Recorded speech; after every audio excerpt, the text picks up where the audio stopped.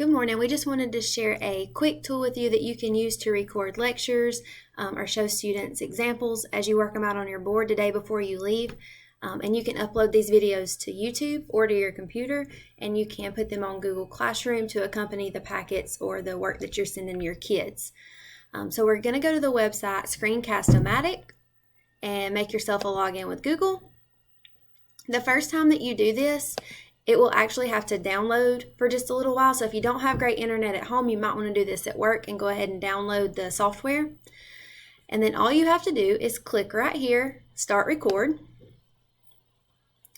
Okay. And mine says mine is already open, but a little dialog box will pop up over here. It will ask you if you have three options. You can just record your screen if you're going to go through some notes. You can record just using the webcam so that you can maybe work out a problem on the board behind you and give students some examples. Or you can do like I'm doing right now, and you can have yourself in the bottom screen and look at your screen right here. When you are finished, you'll use that dialog box that's down here in this corner. All you have to do is click Done. You'll be given three more options. It will say, do you want to save to your computer, save to Screencast-O-Matic, or if you want to upload to a YouTube video.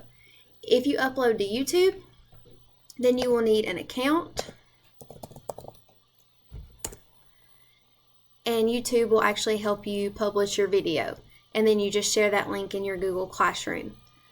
If you've never published a video, if you make your YouTube account, log in with Google, then you can actually go to your own channel and all of your videos will show up here, and you just click on them to get the link.